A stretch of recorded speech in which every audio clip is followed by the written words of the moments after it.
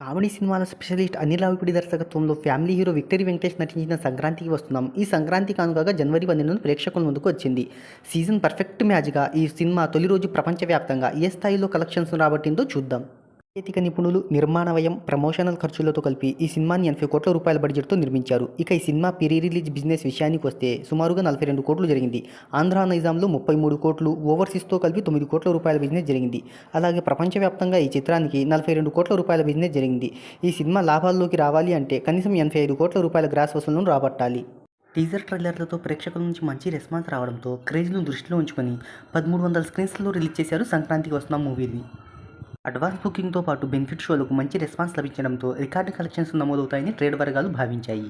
ఈ మూవీ తొలి రోజు కలెక్షన్ల వివరాల్లోకి వెళ్తే తెలుగు రాష్ట్రాల్లో 25 కోట్లు, ఇతర రాష్ట్రాల్లో 2 కోట్లు, కర్ణాటక, నార్త్ అమెరికా, ఇతర దేశాల్లో కలిపి 10 కోట్ల రూపాయలను రాబట్టింది. మొత్తంగా సంక్రాంతికి వస్తున్న మూవీ మొదటి రోజు 37 కోట్ల ఓపెనింగ్స్ రాబట్టి వెంకటేష్ కెరీర్లో అత్యధిక ఓపెనింగ్స్ని రాబట్టిన చిత్రంగా నిలిచింది.